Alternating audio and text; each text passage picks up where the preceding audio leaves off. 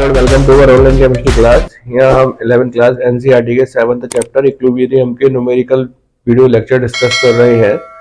इस क्रम में ये हमारा फर्स्ट वीडियो लेक्चर है। ये न्यूमेरिकल्स की हमने एक नई वीडियो सीरीज शुरू करी है जिसमें हम सभी एग्जाम्पल्स और सभी एक्सरसाइज इक्विलिब्रियम चैप्टर की डिस्कस करेंगे। ये जो वीडियो लेक्चर्स होंगे वो छोटे छोटे पार्ट्स में होंगे। 10-10 मिनट या 15-15 मिनट के वीडियो लेक्चर्स होंगे जिसमें हम मैक्सिमम 3 या 4 न्यूमेरिकल्स डिस्कस करेंगे। आइए फर्स्ट एग्जाम्पल को डिस्कस करते हैं जिसमें कि वह कहना चाहता है कि 500 केल्विन पर नाइट्रोजन हाइड्रोजन से NH3 बनने के दौरान साम्यावस्था में निम्नलिखित सांद्रताएं प्राप्त होती हैं। N2 का सक्रिय द्रव्यमान दे रखा है 1.5 गुणा 10⁻⁻2 मोल, हाइड्रोजन का सक्रिय द्रव्यमान 3 गुणा 10⁻⁻2 मोल तथा NH3 का सक्रिय द्रव्यमान 1.2 गुणा 10⁻⁻2 मोल। साम्यावस्था स्थिरांक की गणना कीजिए। तो जैसा कि आप सामने ग्रीन बोर्ड पर देख रहे हैं, नाइट्रोजन हाइड्रोजन और अमोनिया के साम्यावस्था पर उसने सक्रिय द्रव्यमान दे रखे हैं और कहता है कि जब नाइट्रोजन हाइड्रोजन से रिएक्शन करती है तो NH3 बनता है जिसका सक्रिय द्रव्यमान 1.2 गुणा 10⁻⁻2 मोल है। तो यहाँ पर ये जो न्यूमेरिकल है ये द्रव्यपाती क्रिया नियम से रिलेटेड है। इसका हमने थ्योरेटिकल वीडियो लेक्चर बना रखा है जिसका लिंक आपको नीचे डिस्क्रिप्शन बॉक्स में मिल जाएगा। आप इस न्यूमेरिकल को करने से पहले एक बार हमारा थ्योरेटिकल वीडियो लेक्चर जिसमें कि हमने द्रव्यपाती क्रिया का नियम लॉ ऑफ मास एक्शन को समझाया है, अवश्य देखिएगा। ये न्यूमेरिकल दो प्रकार के होते हैं।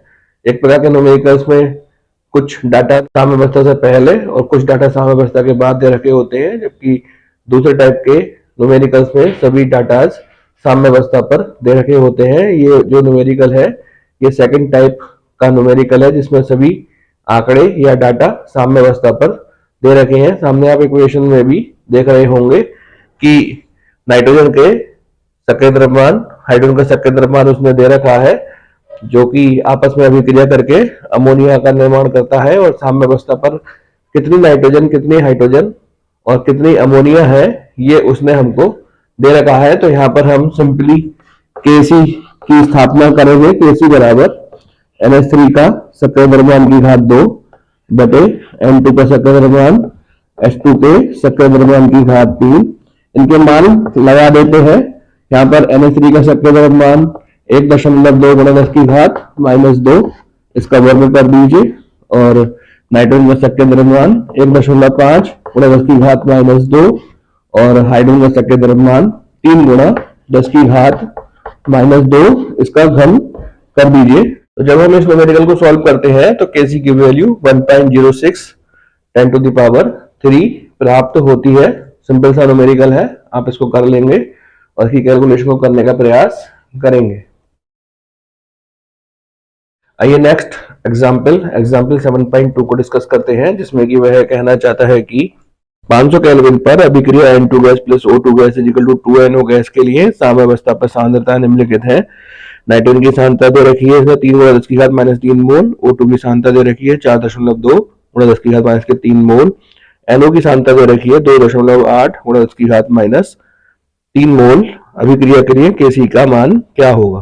तो ये वाला भी न्यूमेरिकल हमारे एग्जाम्पल नंबर 7.1 के जैसा ही है। इसमें सभी डाटा साम्यावस्था पर दे रखे हैं। वह कहता है कि नाइट्रोजन और ऑक्सीजन गैस जब आपस में रिएक्शन करती हैं तो नाइट्रिक ऑक्साइड गैस मिलती है। उसने इक्वेशन दे रखी है N2 gas plus O2 gas is equal to 2NO gas, और सभी डाटा जिसने साम्यावस्था पर दे रखे हैं जैसे कि आप सामने ग्रीन बोर्ड पर देख रहे हैं। नाइट्रोजन का सांद्रता 3 गुणा 10⁻³ मोल, O2 की सांद्रता 4.2 गुणा 10⁻³ मोल, नाइट्रिक ऑक्साइड NO की सांद्रता 2.8 गुणा 10⁻³ मोल। ये सभी डाटा साम्यावस्था पे दे रखे हैं और हमसे ये Kc ज्ञात करने को कहता है।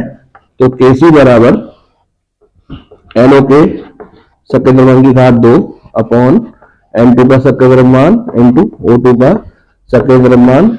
सभी जो आंकड़े दे रखे हैं वो इस न्यूमेरिकल के फॉर्मूले में हम अप्लाई करते हैं। 2.8 गुणा 10⁻³ का वर्ग, और नाइट्रोजन का जो सक्रिय द्रव्यमान है 3.0 गुणा 10⁻³ और O2 का जो सक्रिय द्रव्यमान है 4.2 गुणा 10⁻³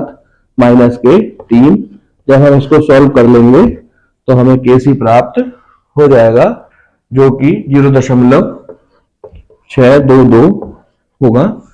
बहुत इजी न्यूमेरिकल है, आप इसको कर सकते हैं। यदि कोई कठिनाई आती है तो आप इस न्यूमेरिकल को करने से पहले एक बार हमारा थ्योरेटिकल वीडियो लेक्चर अवश्य देखिएगा, जिसमें कि हमने द्रव्यानुपाती क्रिया नियम को एक्सप्लेन किया है और समझाया है। यदि कोई कठिनाई फिर भी रहती है तो आप उसको कमेंट बॉक्स में या फिर व्हाट्सएप ग्रुप पर पूछ सकते हैं।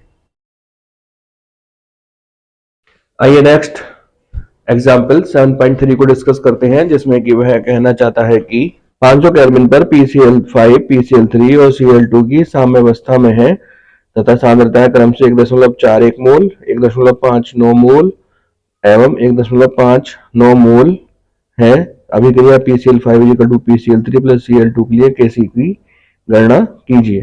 तो ये जो एग्जाम्पल है 7.3, ये बहुत इजी न्यूमेरिकल है। इसको आप सामने ग्रीन बोर्ड पर देख रहे होंगे।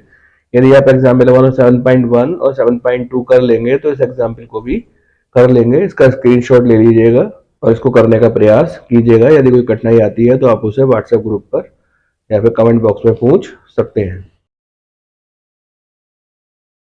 आइए नेक्स्ट एग्जाम्पल 7.4 को डिस्कस करते हैं, जिसमें कि वह कहना चाहता है कि इस अभिक्रिया के लिए 800 केल्विन पर Kc बराबर 4.24 है।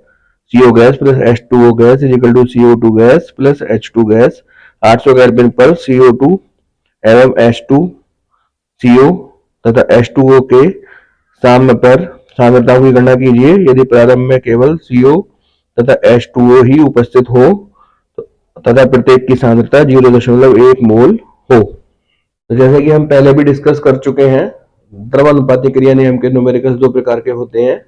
पहले टाइप के न्यूमेरिकल्स में कुछ आंकड़े साम्यावस्था से पहले दे रखे होते हैं और कुछ आंकड़े साम्यावस्था के बाद दे रखे होते हैं, जबकि दूसरे प्रकार के न्यूमेरिकल्स में सभी आंकड़े साम्यावस्था पर दे रखे होते हैं। यहाँ जो हमने एग्जाम्पल 7.1, 7.2 और 7.3 किए हैं वे हमारे दूसरे प्रकार के न्यूमेरिकल्स थे, जबकि ये जो सामने आप ग्रीन बोर्ड पर न्यूमेरिकल लिखा हुआ देख रहे हैं ये द्रव्यानुपाती क्रिया नियम के फर्स्ट टाइप के न्यूमेरिकल के जैसा है। इसमें कुछ डाटाज या आंकड़े साम्यावस्था से पहले दे रखे हैं, जैसे कि आप सामने ग्रीन बोर्ड पर इक्वेशन लिखी हुई देख रहे हैं। उसमें वह कहता है कि जब कार्बन मोनोऑक्साइड H2O से रिएक्शन करती है तो कार्बन डाइऑक्साइड गैस और हाइड्रोजन गैस बनती है। साम्यावस्था से पहले CO के 0.1 मोल हमने ले रखे हैं और H2O के 0.1 मोल ले रखे हैं। जब इनमें कोई रिएक्शन नहीं हुई है तो CO2 और O2 नहीं बने हैं। साम्यावस्था पर यदि X मोल H2 बनता है तो X मोल CO2 भी बनेगा, क्योंकि दोनों के जो आयतन है वो समान है। ये उत्पाद हमको प्राप्त हो गए हैं। अभिकारक इतने कम हो जाएंगे कि शेष कार्बन मोनोऑक्साइड 0.1 माइनस एक्स के बराबर रहेगी और जल भी 0.1 माइनस एक्स मोल के बराबर रहेगा। कि एक आयतन CO2 x के बराबर है तो H2O का भी एक आयतन x के बराबर होगा। क्योंकि ये अभिकारक है तो ये इतना ही आयतन में कम हो जाएगा। तो इस प्रकार से हमको साम्यावस्था पर आंकड़े प्राप्त हो गए। यदि हम Kc की स्थापना करें तो CO2 का सक्रिय द्रव्यमान इंटू H2 का सक्रिय द्रव्यमान अपॉन CO का सक्रिय द्रव्यमान इंटू H2O का सक्रिय द्रव्यमान। Kc का मान इसने हमको दे रखा है 4.24। CO2 का सक्रिय द्रव्यमान x, H2 का सक्रिय द्रव्यमान x अपॉन 0.1 माइनस x, ये CO का सक्रिय द्रव्यमान है, जबकि H2O का सक्रिय द्रव्यमान भी 0.1 माइनस x के बराबर होगा। 4.24 बराबर x स्क्वायर 0.1 माइनस x का वर्ग। पक्षांतर कर दीजिए 4.24 0.1 माइनस x का वर्ग बराबर x का वर्ग।